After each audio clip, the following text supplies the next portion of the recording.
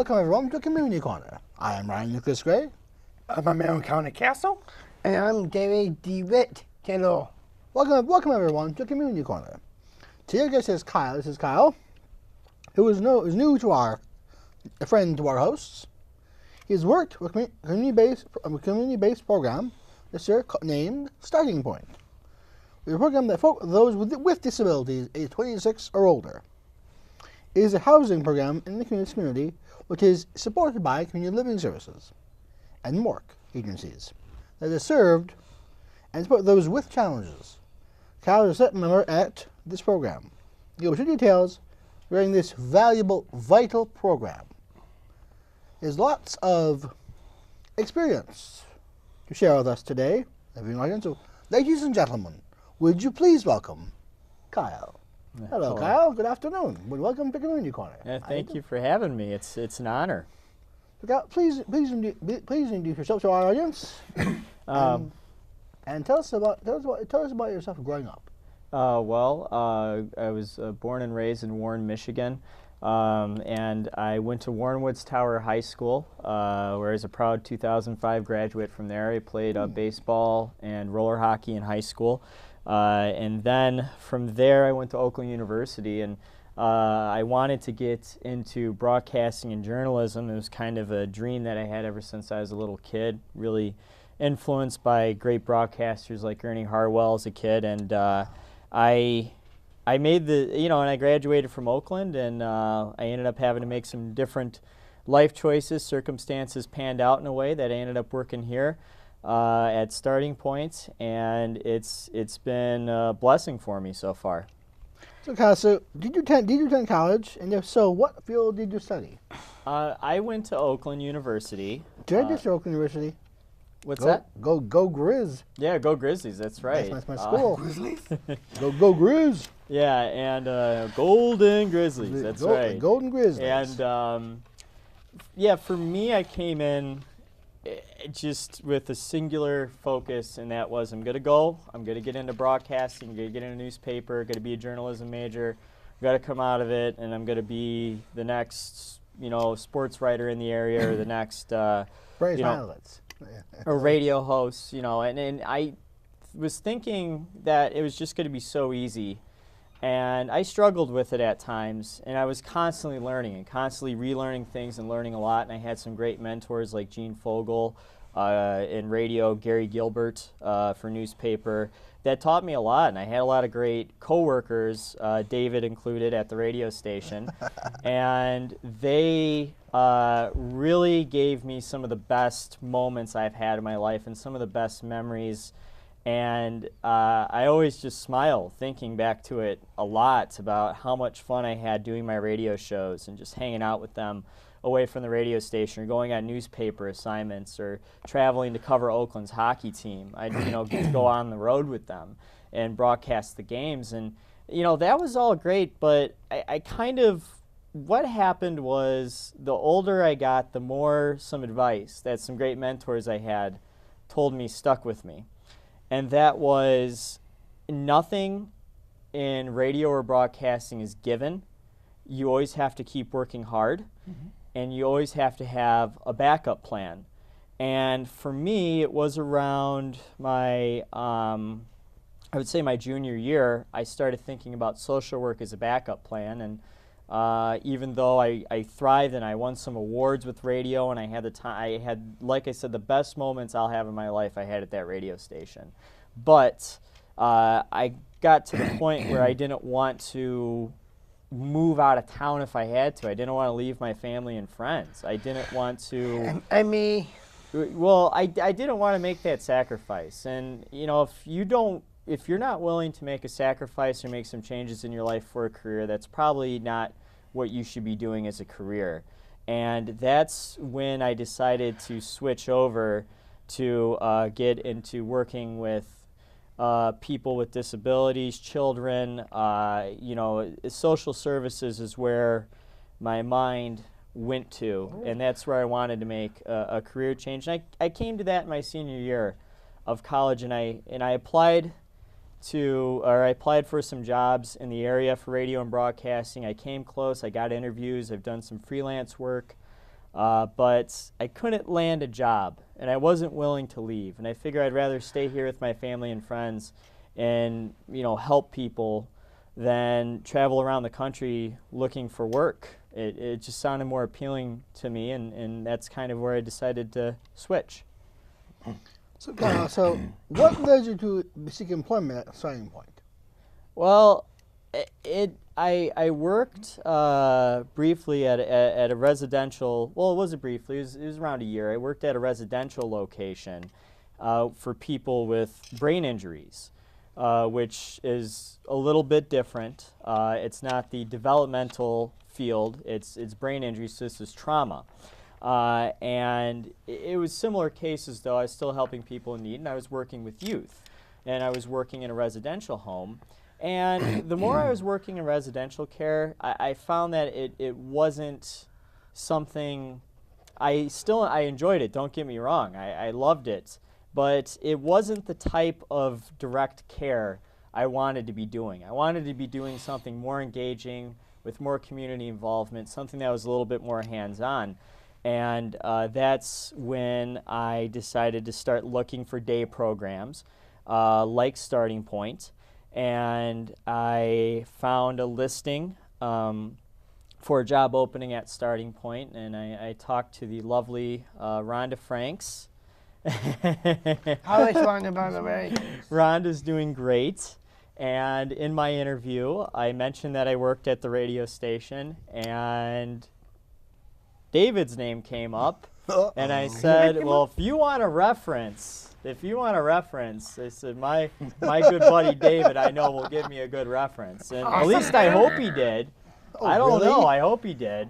Did you? So, Yeah. Did you? He did, and I got the job, and I've just been having a blast ever since. It's been the best job I've had, and the people that I've met doing the job, and the experiences that I've had too, and I talked about the radio station and how formative that was for me and everything that meant to me and all the great memories I made there. But I'm so lucky that I've transitioned from getting to work kind of a dream job, getting to be on the radio. I mean, David, you know how that feels, getting to be on the radio. Almost 9 years already with me. Yeah, you've been doing it for 9 years. I did it for 5, almost 6, and you know that feeling and how great it feels to say, hey, I'm on a frequency. You tuned to 88.3 here in Lake Orion or in the Rochester area, Pontiac area. You're on the radio, and that's a great feeling. And to go from that to be lucky enough to do something like that with your friends and make these great memories and experiences, I get to go to a job like Starting Point where I get to make more friends, meet even better people, and just constantly be making memories and having fun every day. And I just consider myself very, very fortunate to be going from a job like WXOU to Starting Point. If you have a college degree, what type is it?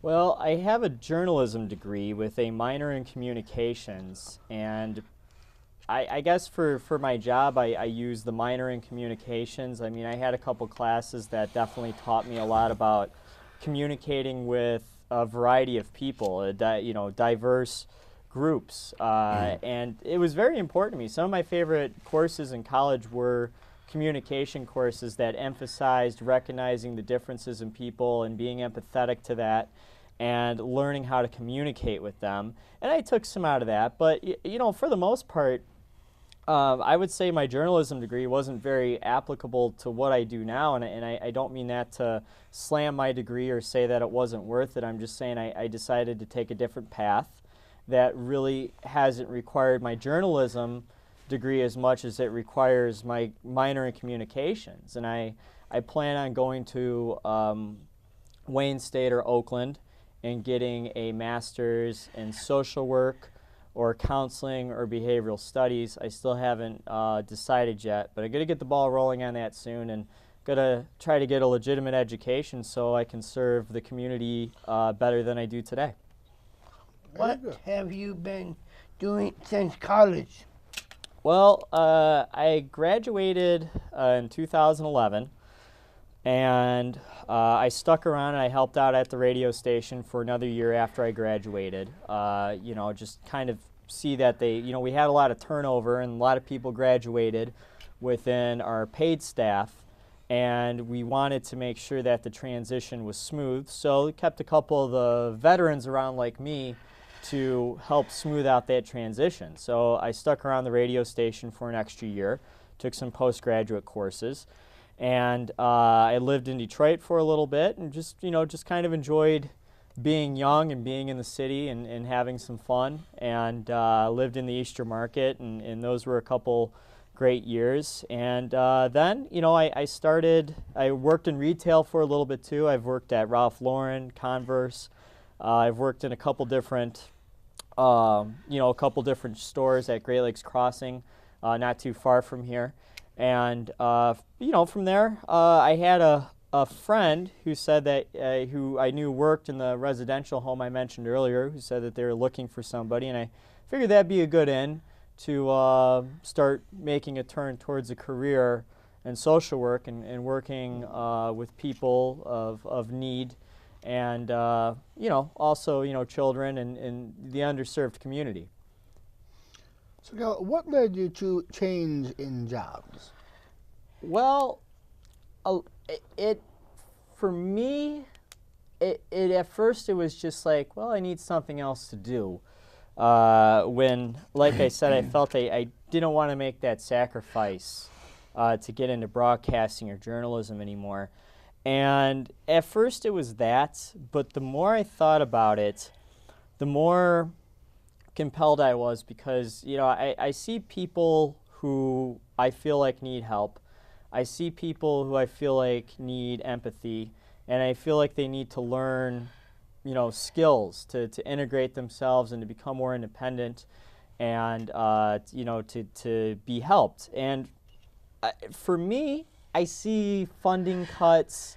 I see a lot of depressing things going on, and a lot, the people who seem to need the help most, who are most vulnerable, seem to be picked on the most. And I just wanted to be a part of the system that could help do some positive, that can maybe help turn the tide with that. And I knew that it was going to be a long road, back to the point where I can say I'm on a new career path, and this is what I'm going to do. But I was willing to take it, and really I consider myself just getting started with what I'm doing now.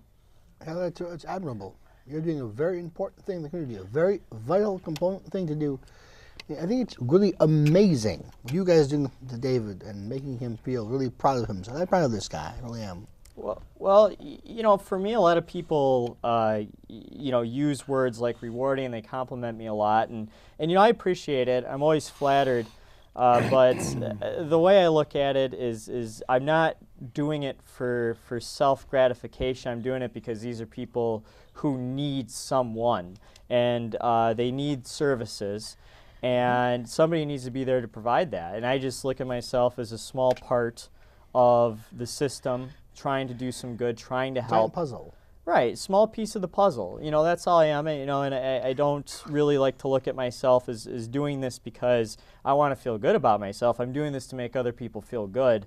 And I always want to make clear that that's what my motivation is for being in this field. I'm the dude.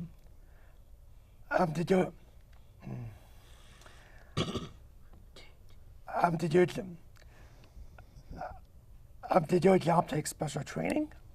Well, yeah, I did do some special training at Mork, Auburn Hills. That's where I was certified.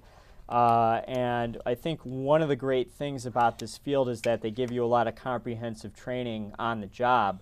So it's good because somebody like me who didn't get a degree in who didn't get an undergraduate degree in social work or counseling or behavioral studies, just a minor in communications. A lot of fields, a minor in that concentration is not going to get you anywhere. It's not going to get you a job. It's not going to get you in the door. But, however, this field, while sometimes it's not always the best thing that they, hire people who aren't qualified.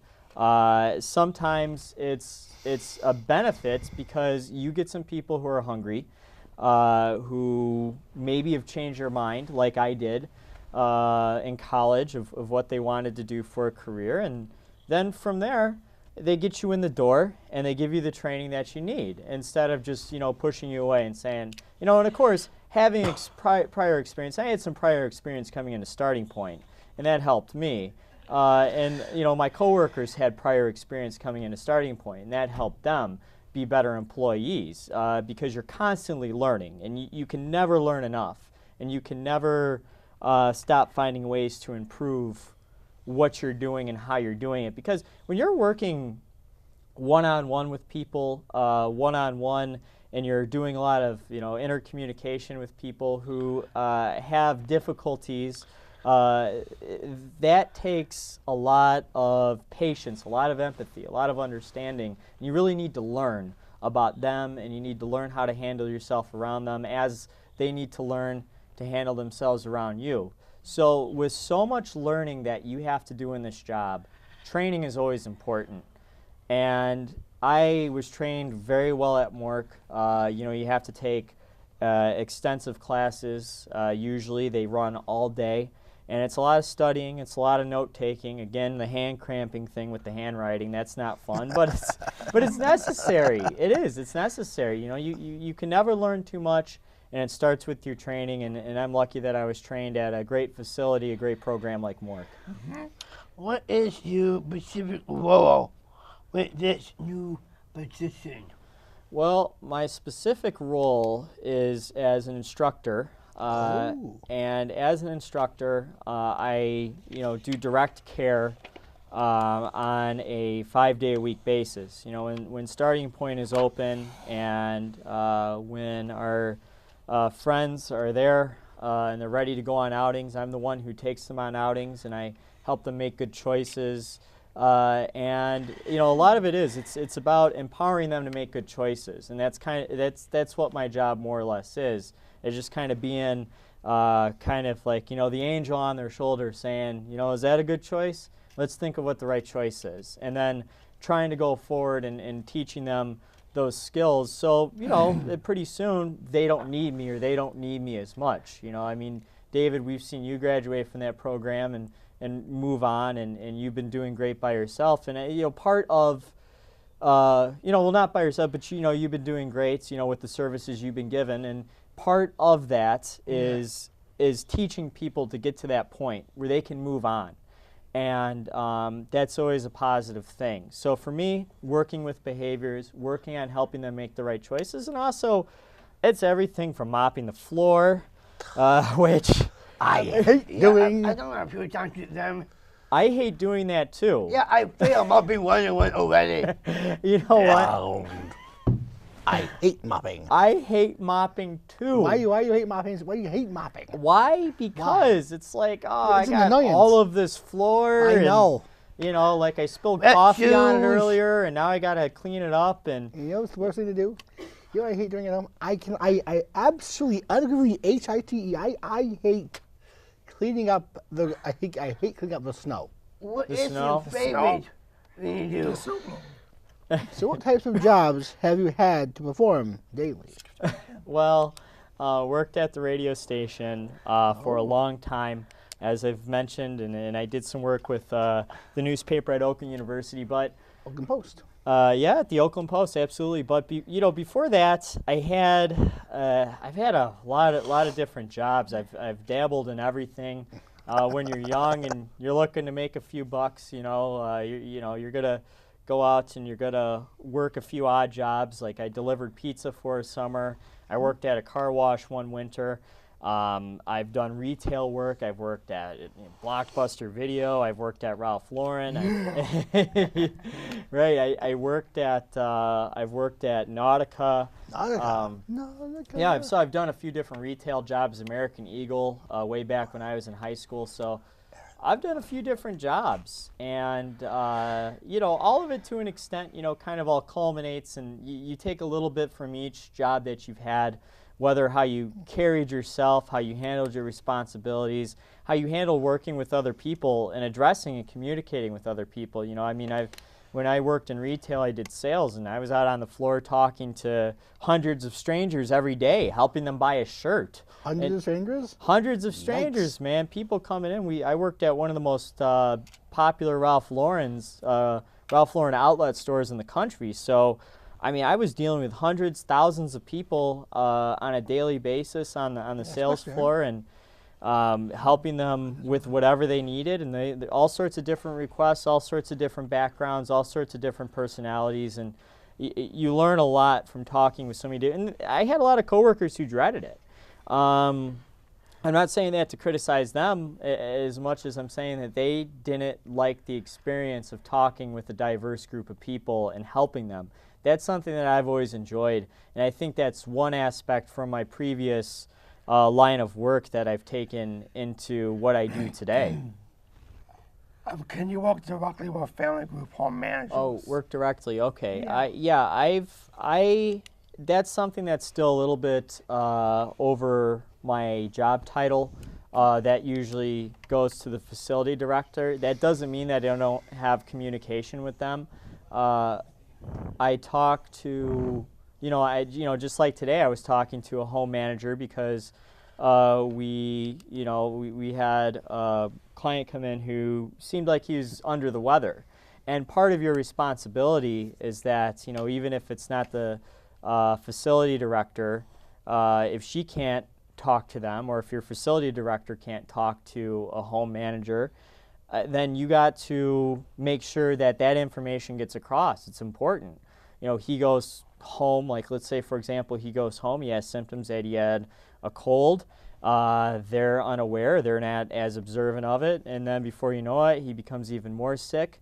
Maybe he comes in the next day, he gets somebody else sick, and worst of all, he's going to be feeling worse and worse. It could be a slippery slope in that respect. So that's why it's important that even if it's not your direct responsibility to address home managers or residential managers or somebody from your client's residential program, you have to get that information across. You have to log it somewhere.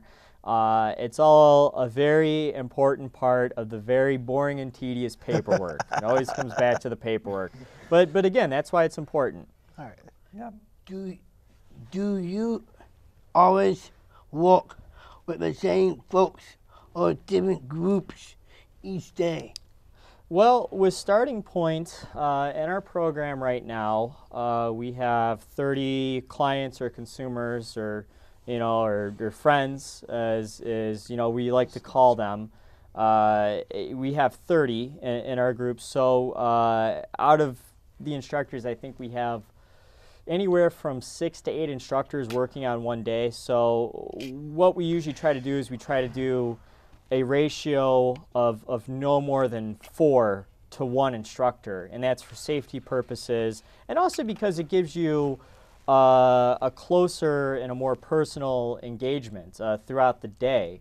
David, I'm sure, and you guys as well, in your experiences, you've liked when you can have more of a direct relationship with whoever instructor or caretaker you're out with that day, whoever your staff is. You like to be able to communicate with them. You like to be close with them and engage with them, right? That's very important. So that's why we try to go no more than 1 to 4. And as far as who I have every day, I don't have one set group of people every day, but I do have some friends that like to pick me to be their instructor more often than not. And it's all about choice at our program, and that's something we really try to preach. And and if they get the choice, sometimes they, choose me, so I'm with them maybe at least a couple times a week. But we try to make sure that they mix it up, that they don't have one preferred instructor over another, because we want to make sure that everybody, staff and clients, that they all have a good integrated experience, that they're all together, and that they're all getting to know each other, and they're all developing great friendships, great communication, and a great bond. So that way, not only is everybody safer that way, but everybody has a better experience that way, and that's what it's really about. I want to fill this in really quick. Yeah. Do they have the same outings or different? We have a mix of outings. Some of them are work sites, and some of them are volunteer sites. And some people are assigned to specific work sites. That's how they make their paycheck. We offer that in our program, that some people can work. And what exactly determines that or qualifies that, that's not my job. I don't know. Right. But I will say that we try to do a lot of different things in the community. The zoo is popular. Cranbrook is popular, the excellent science museum. We try to do stuff like that, and we also have places that we work with in the community for job sites too. So we try to keep it mixed up, but we do some outings multiple times, but that's because everybody enjoys it. You gotta tell me you don't want to go to the zoo if you have the opportunity. Everybody loves the zoo, right? The zoo's great. Love the zoo. I wish I was at the zoo right now. Nothing against you guys. I just love the zoo. Right. It was awesome. Kyle, you've been very enjoyable today to me and my two friends. Those who desire to all have a desire to walk in this new field of yours should be those with developmental disabilities should feel very comfortable to explore all the options of this field. Your goal, Kyle, to support those with disabilities in having a daily experience that includes skill building, social interaction, and such plain fun. This is the field to select. This work needs a cheerleader like you set to encourage those to serve, plus having a feeling of good accomplishment in your daily work. Thank you, Kyle, for coming down today. Thank you for having me, and I'm very lucky to work with the people that I work with. I really think I have the best job, and I'm lucky. People ask me, how, sometimes people ask me, how do you put up with it, and that sounds a little rude, and we know that sometimes we were all handfuls. I know. We all have our days and we all have our moods, but I have a blast with this job, and the people that I've gotten to meet with it, I couldn't ask for more. I'm a very lucky person. I'm DeWitt, and you're watching ONTV, and my two friends are. I'm Karnig Castle. You have been watching ONTV and CMN TV. I'm Agnes Gray. Wishing you guys a very safe and enjoyable weekend. Goodbye. And by the way, Easter's coming up. Enjoy. And by the way, this is Disability Awareness Month. It is, March is. Thank you guys. Goodbye.